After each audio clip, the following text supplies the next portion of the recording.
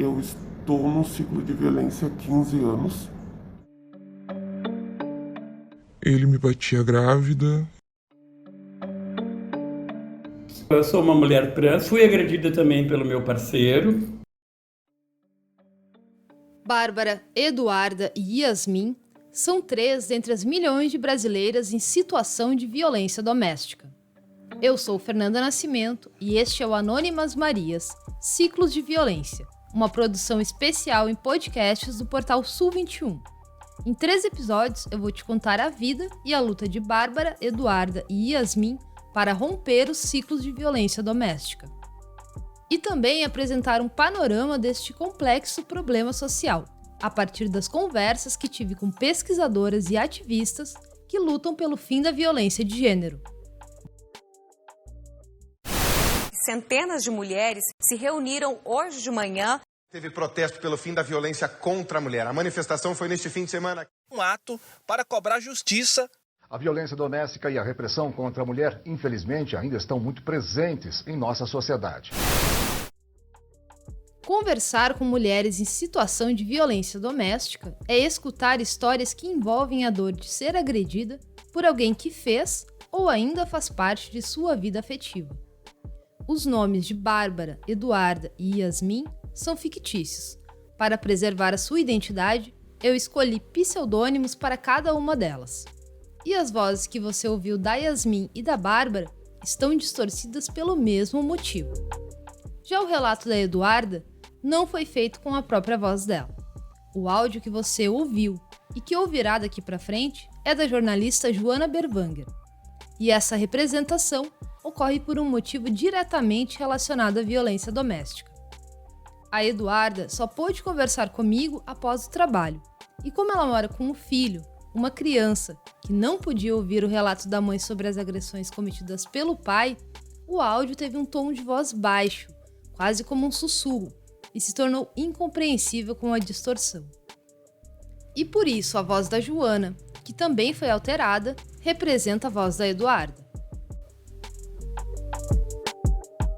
Falar com as mulheres que estão ou já estiveram em situação de violência doméstica é ouvir histórias de agressões que ocorreram por pessoas em quem elas confiavam, com quem construíram uma relação e com quem muitas vezes tiveram filhos. São histórias de uma violência ocorrida dentro da própria casa. E no último Anuário Brasileiro de Segurança Pública, a extensão do problema pode ser percebida nas denúncias. Os chamados de violência doméstica para as polícias militares no 190 somaram mais de 694 mil ligações, o que corresponde a uma média de 1 ligação por minuto.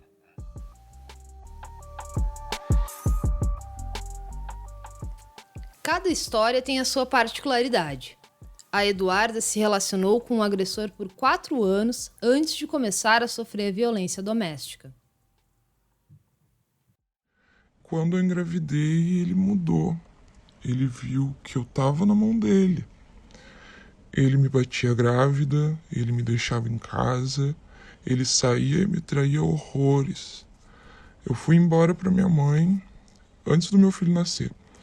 Aí meu filho nasceu, ele assistiu o parto e aí me convenceu a voltar para casa, por causa da nossa família.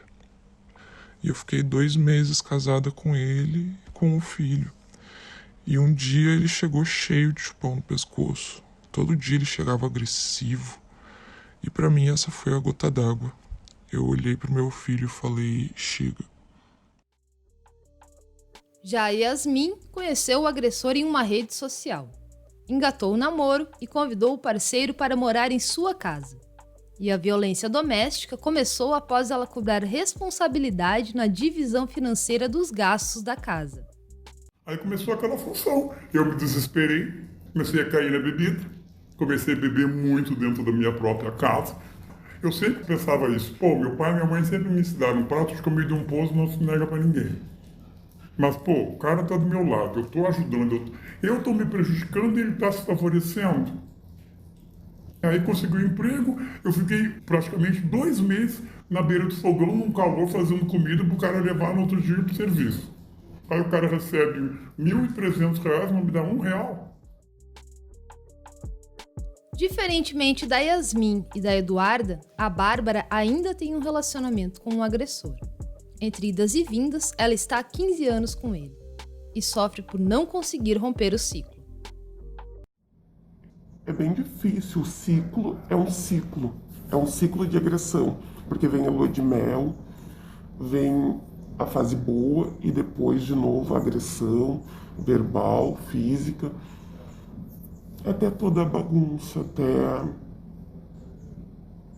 até chegar a polícia, até o filho presenciar.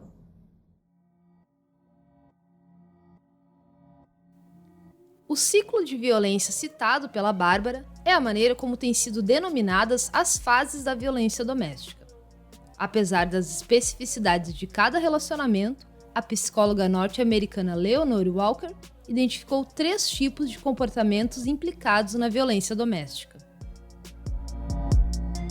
O primeiro momento é o de aumento da tensão, com os agressores demonstrando irritabilidade por qualquer coisa e humilhando a vítima. As mulheres, nesse momento, geralmente relevam as atitudes e tentam evitar qualquer comportamento ou atitude que possa inflamar o agressor. Essa raiva desmedida culmina na segunda fase do ciclo, a violência, que pode ser física, verbal, psicológica, moral ou patrimonial. A Nana Sanches, que é uma das militantes que coordena a Ocupação Mirabal, uma casa de acolhimento a mulheres vítimas de violência em Porto Alegre, acompanha de perto várias situações desse ciclo. O ciclo de violência, ele é complexo, mas não é muito difícil de se entender. Normalmente existe uma escalada. A violência, ela dificilmente começa de uma forma física. Ela normalmente começa, com abuso psicológico. E isso vai desencadeando, então, em questões físicas, até o último nível de violência, que é o feminicídio. O momento da violência é uma fase bem difícil.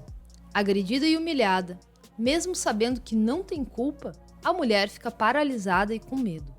Muitas mulheres entram em depressão, têm vergonha, se isolam. E aqui também é o momento em que as decisões são tomadas, como a busca de ajuda, a denúncia, o refúgio em local seguro, o pedido de separação e, em alguns casos, infelizmente, a tentativa de suicídio para escapar da pressão. O último estágio do ciclo de violência é o arrependimento e o pedido de perdão por parte do agressor. Com a promessa de mudança, ele reconquista espaço na relação e logo voltará para o primeiro estágio. Vai, o que aconteceu? Isso vai. Felizmente, não dá mais, rapaz. Eu prefiro que tu vá embora. Daí a primeira vez ele me agrediu, eu fiquei calada. Aí chamei a polícia, tudo bem, a polícia veio, o brigadiano veio, botaram ele pra rua, aí ele pegou as trouxas, ficou ali na praça chorando. Lá pelas 2 horas da madrugada eu vi alguém batendo na minha porta, chorando, começou a chover, Ai, deixa eu entrar, nunca mais vou te bater, não vou fazer nada, agora eu vou voltar, eu vou começar a trabalhar, eu vou te ajudar a pagar tudo. Eu, idiotamente, De novo, 3 vezes aconteceu isso. Ele era assim, dava um tapa num dia e no outro vinha, ai, me perdoa pela nossa família, vamos no shopping, vamos gastar, eu compro tudo que tu quiser, eu preciso mudar, me ajuda a mudar, me muda.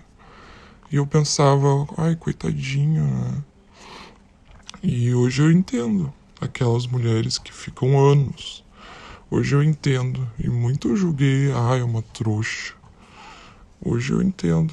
Com a dependência dele, parecia que eu ia morrer.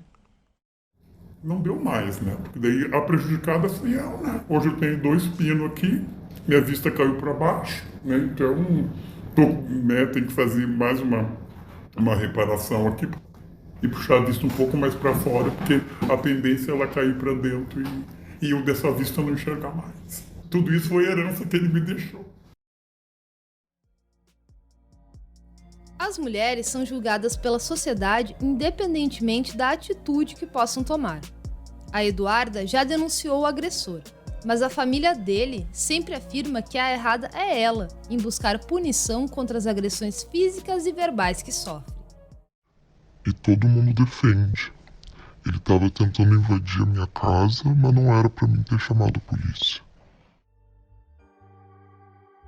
E para falar de violência doméstica, eu também conversei com a Bianca Feijó, que é diretora de políticas para as mulheres do governo do estado. E ela me falou um pouco sobre como a naturalização da violência contra a mulher impede a elaboração de políticas públicas. Nos 16 dias de ativismo, foi quando nós viajamos também 16 municípios com maior índice de violência doméstica. E teve um município que o prefeito chegou na nossa ação e perguntou o que a gente estava fazendo ali, né? E eu explicava, essa questão dos 16 dias de ativismo, a campanha nacional. E o seu município é um dos 16 municípios com maior índice de violência. Aí ele olhou para mim e disse, tu sabe por quê? Porque aqui é terra de macho. A Bianca também falou sobre os mitos que a sociedade segue disseminando para justificar a violência contra a mulher. Infelizmente, ainda existe um mito que a gente tem que estar sempre falando, mas essas mulheres, elas apanham porque elas querem, elas apanham porque elas não querem sair dessa situação, porque é só se separar. Existe ainda um desconhecimento sobre a pauta violência contra a mulher. Existe até uma resistência de entender que isso é cultural, né? Que é uma desconstrução e que, infelizmente, a gente não vai conseguir acabar da noite para o dia. E enquanto a Bianca trabalha no desenvolvimento de ações em nível estadual, muitas mulheres, como a Naura Cardoso, atuam diretamente junto às vítimas. A Naura é uma das mulheres que atua como promotora popular legal e foi formada pela ONG feminista Temis para acompanhar e auxiliar mulheres vítimas de violência doméstica. Com mais de 200 atendimentos individuais, ela fala sobre o trabalho árduo de convencimento de que a culpa não é da vítima e de que o agressor não tem um rosto, um padrão. Ele é um homem comum. A gente não pode falar de um perfil de um agressor, não existe. Não existe. O que existe é a certeza, em todos eles é a certeza que ele pode agredir, tem direito de agredir. Agora, um perfil não existe. E outra coisa muito triste, que eu acho que a gente tem que desmistificar, mas é muito difícil, é essa questão de sempre culparem a mulher. Eu fui criada num sistema, né, que a gente ouvia, naquela época era normal, o vizinho batendo na vizinha, o que será que ela fez, sabe? E ainda que o Brasil tenha uma das legislações consideradas um marco no combate à violência doméstica, a Lei Maria da Penha, o desconhecimento contribui para a permanência deste problema social, como me comentou a Nana. Então, apesar de a gente ter toda uma regulamentação, né, através da Lei Maria da Penha, ainda assim muitas mulheres não sabem que existe uma rede de enfrentamento à violência. Às vezes nem sabem que estão passando por violência, né? Porque é algo tão naturalizado na nossa sociedade que as pessoas não sabem. Não é à toa que tantas mulheres vítimas de violência, quanto quem trabalha com elas, tenha medo. Medo do presente e medo do futuro. De acordo com o último Anuário Brasileiro de Segurança Pública, em 2020, 1.350 mulheres foram vítimas de feminicídio. Outras 1.943 sofreram tentativa de feminicídio. E 230.000 registraram ocorrência por lesão corporal decorrente de violência doméstica. E é isso. Eu sofro esse terror, eu me mudo e ele faz fiasco em todo lugar que a gente vai, porque a gente mora de aluguel. Minha mãe tem uma casa alugada e a gente vai mudando de endereço. Em 3 anos eu já mudei 12 vezes. É um fantasma que me persegue. Todo dia, quando eu ouço que houve um feminicídio, eu corro na minha lista para ver se é alguma delas. Quando dá o bairro, que é o mesmo de uma que eu atendo, entende? Eu corro lá para ver se não é uma delas. Já teve vezes que eu cheguei aqui no meu quarto, eu fechei a porta, eu sentei e chorei, mas chorei muito por me sentir tão pequena.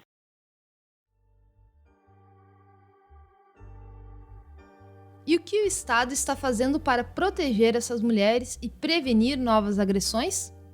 no próximo episódio da série de podcasts Anônimas Marias, Ciclos de Violência, eu vou falar sobre as políticas públicas de enfrentamento à violência doméstica, especialmente no contexto de pandemia de Covid-19. Eu também conversei com especialistas para saber como andam as políticas destinadas aos agressores e como a punição não é a única medida para enfrentar essa situação. Nesse nosso especial, eu também vou falar um pouco sobre os filhos das mulheres vítimas de violência doméstica. Então, até o próximo EP.